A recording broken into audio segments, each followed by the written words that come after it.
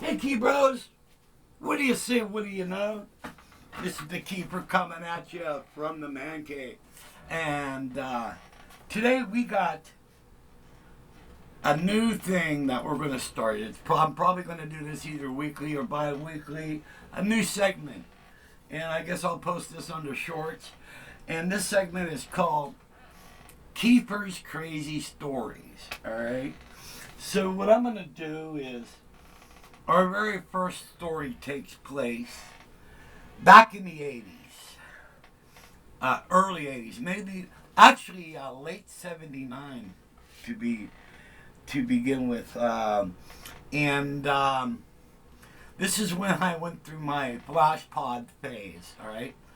Yeah, and I guess you guys know what flash pods are. They're these little containers, and you fill them with explosive material, and you smack it with 120 volts, and these big pillars of flame shoot up, all right? So let's check into this, all right? So I was playing this big concert with a couple bands, and the one band had flash pods, all right? Now, a little bit about me, I've always been a curious guy. Even when I was a kid, when I was a little children, I used to take things apart to see how they work. So I was always one of those guys.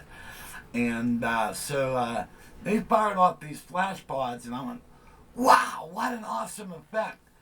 And so I went over to the tech guy, and I had him show me how they work and everything. And I'm looking, I'm thinking, oh, I could build this. Yeah. And I see how they did it. And then what I came up with is, like, you take a piece of wire, all right? Just like a regular, I don't know, what's this, 18 gauge, all right? And then you just take one strand of this wire, all right? One little tiny strand, like that, all right? And and what you do is, you put that little strand across two alligator clips, all right? And then you hit it with 120, and it just the 120 volts totally annihilates that one strand of copper wire. But it's so fast it don't blow a fuse or anything like that. So what I did was I took, remember those little plastic butter containers? I took a butter container and I filled it up with that plaster crap, plaster de Paris or whatever that stuff's called. And then I stuck two wires up through it. Then I stuck a shot glass down in it to make an indentation, all right? And then I had these two alligator clips on it. And then I just put the plaster on it. So you had the two alligator clips in a little reservoir there, all right? So, and then I found out that the flash pods are made by using gunpowder and magnesium flakes, all right? And so, all right, let's look at this. Okay, A, you have a mentally unstable person to begin with. B, you give this mentally unstable person cocaine. C, on top of that, now you're giving him gunpowder and magnesium flakes. These aren't good combinations, all right? And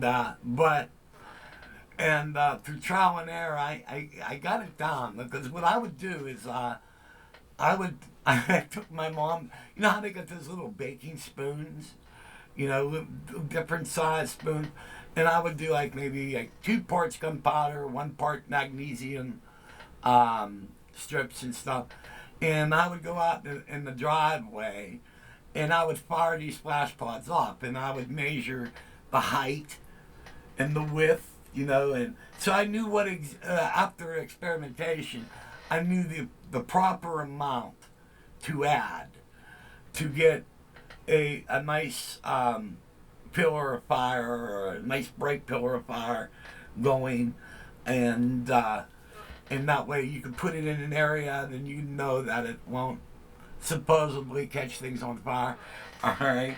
So, well, that's the story of the flash pods. Now let's put that technology to use, all right?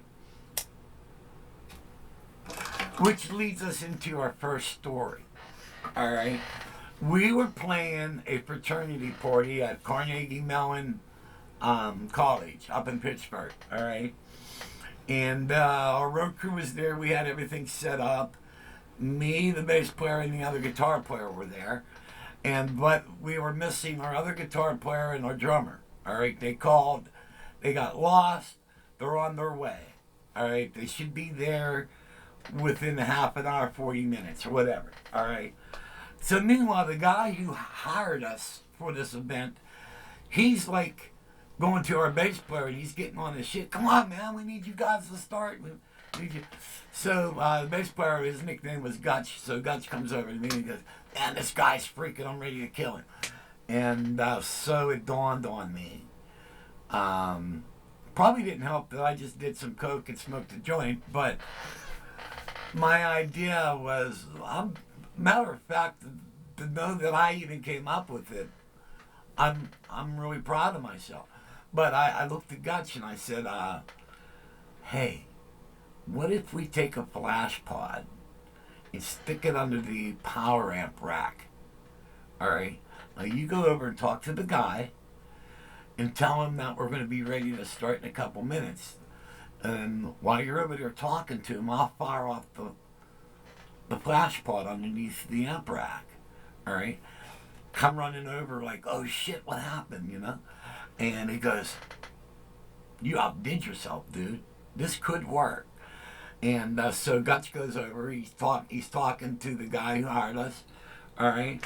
I fire off the flash pod. Man, it went whoosh, and all this smoke went around the power amp, and me and the other guitar player come running over to the power amp.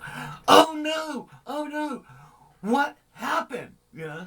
And I'm going over there, and I'm acting like I'm pulling cords and stuff like that. Gutch and that guy come running over, and Gutch is going, "What's going on?" I says, "I think our power amps just blew up." And Gutch goes, "You think you could fix them?" And I says, "I think I could fix this. I think I could fix this. Maybe if we bypass this and go into this, you know, it will work." And the guy's looking at Guts. He goes, "You think he can do that?" And he goes, "Oh yeah, he's really good at this stuff." And so he goes, "Okay, Keith, I'll leave you alone." And so me and the other guitar player act like we're working on this power amp rack, and we're actually sitting there telling each other dirty jokes and shit. "Hey Bob, hand me our screwdriver. Hey, remember that time?" Yeah. But so we started working on it, and about 15 minutes after that, the drummer and the guitar player come rolling in. All right, so it's actually, and we were able to start. You know, Guts gets up on the stage, testing 1, 2, and he's looking at the guy that hired us, and he's going, "Hey man, we're ready." And the guy's going like this, and he's all impressed that we were able to still go on and play and that. So that was one of the stories of the time I went through my flash pod periods. And there's a lot more too. I actually one time our lighting tech didn't follow my instruction on how much to add, and he put a little bit too much, and we fired off the flash pods because we used 2 on each side, and we caught our PA system on fire.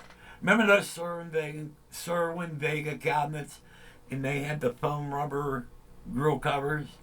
Well, I guess some of that gunpowder hit that and made it catch fire. So, yeah, so I went through a period where I was blowing things up and catching things on fire, and that was my flash pod period. Hope you guys enjoy this. God bless. See you when I see you.